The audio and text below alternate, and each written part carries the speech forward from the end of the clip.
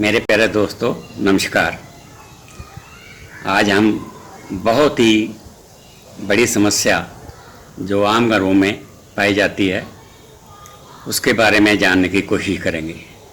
ये समस्या है पेट के संबंधित रोगों की। पेट के संबंधित रोग जैसे पेट दर्द, जी मचलाना, लूज मोशन लगना, कब्जी होना या बवासीर का हो जाना, ये आम है। ये बीमारियां लगभग नाभि चक्कर के वजह से होती हैं। नाभि चक्कर अपने स्थान से हिल जाता है या जिसको धर्न कहते हैं, धर्न पड़ जाती है, तो ये सारे रोग अपने शरीर में आते हैं। नाभि चक्कर को किस ढंग से ठीक करना है या कैसे जानना है कि इसको धर्न पड़ी हुई है, उसके बारे में मैं आपको पूरी जानकारी दूंगा।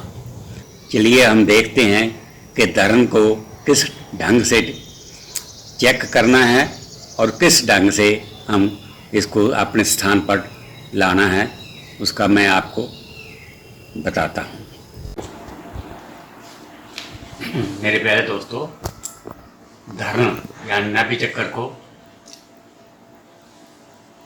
चेक करने का कि वो अपने स्थान पर है, उसका पहला तरीका ये है, हाथों को इस तरह से आपने जोड़ लेना है और देखना है ये रेखें और ये और ये और ये चारे रेखें अगर आपस में मिलती हैं तो समझ लेना कि धर्म अपने स्थान पर है। अगर ये थोड़ा बहुत ऊपर नीचे होती हैं, ऐसे होती हैं या ऐसे होती हैं, तो आप समझ लेना कि धर्म पड़ी हुई है या नाभि चक्कर अपने स्थान से हिल चुका है। तो इसको पहला ढंग तो ये है। पैरों में, मेरे प्यारे दोस्तों, पैरों में धर्म को चेक करना या नाभि चक्कर को चेक करने का दूसरा ढंग है, जहाँ हम मरीज को पीठ के बल सीधा लटा देते हैं और उसके टखनों को, पैर के टखनों को एक दूसरे के साथ जोड़ते हैं। अगर देखते हैं कि दोनों अंगूठे बराबर हैं तो समझ लेना कि धर्म बिल्कुल सही है और अपने स्थान पर है।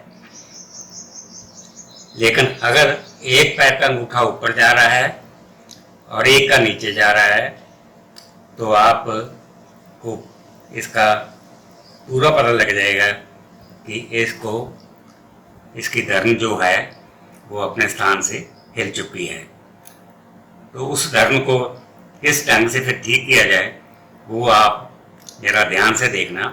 बहुत ही आसान तरीका है जिससे कि आप धर्म को अपने स्थान पर ला सकते हो। हम सोच लेते हैं कि रोगी का एक अंगूठा जेब इस वाला ऊंचा जा रहा है और जेब वाला नीचा जा रहा है, तो आपको क्या करना है, जिस टांग का अंगूठा बड़ा है उस टांग को धीरे से इकट्ठा करवा लेना है।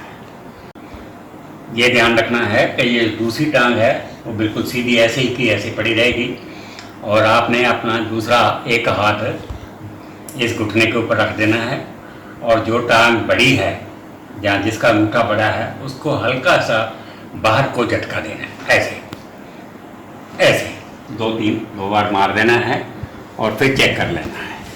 चेक करने पर आप देखेंगे कि मरीज का धर्म जो है वो अपनी जगह पर आ चुका है। इसलिए ये बहुत ही आसान तरीका है।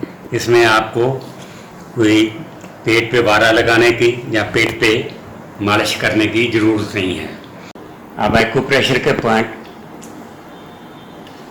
जानने की कोशिश करें। ये वाला पॉइंट नाभि चक्कर का है, इसको अच्छी तरह दबाना है। अगर बच्चे के पेट में दर्द हो रहा है तो आप इसको अंगूठे से दबाना है, ऐसे अच्छी तरह दबा देना है और फिर नीचे जे वाले भाग को आपने अच्छी तरह दबा लेना है। इस भाग को आप दबाओगे, अंगूठे से भी दबा सकते हैं ऐसे कर, जिस ढंग से मैं दबा रहा हूँ। इससे आप देख लेना जो पेट का दर्द है बिल्कुल समाप्त होता है। इसको ऐसे ऐसे दबाते जाएंगे। ये सब पेट के आंतड़ियों के पॉइंट हैं। इसको दबाने से आपको, मरीज को बहुत फ़ायदा मिलेगा। उसके साथ साथ में ये टकने के साथ साथ में आपने पॉइंट अच्छी तरह दबाने हैं। इससे भी जो नाभि चक्कर है या दर्द है वो ठीक हो जाता है, और पेट का दर्द, जहाँ उल्टी आना, जहाँ जी में चलाना, वो सब ठीक हो जाते हैं। इसको अच्छी तरह दबाना। अगर आप रोगी को लूज मोशन लगे हुए हैं तो आपने ऊपर नहीं दबाना है, यहाँ तक ही दबाना है। यहाँ तक ही आपको इसको दबाना है। इससे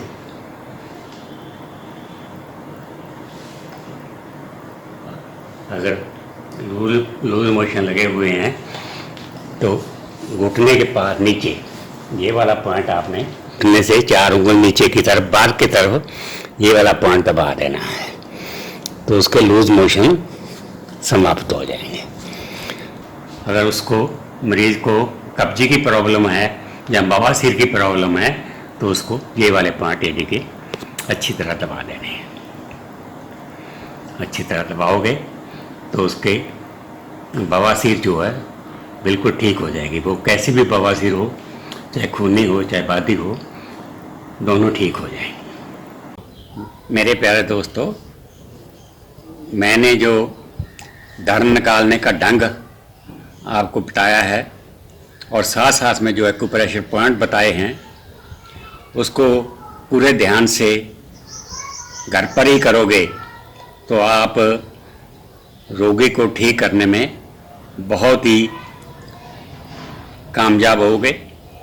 आप इन पॉइंटों को जो मैं आपको बताए हैं उनको बड़े ही आसानी से घर पर दबा सकते हैं और रोगी को इन जटिल बीमारियों से, पेट की बीमारियों से निजात पा सकते हैं।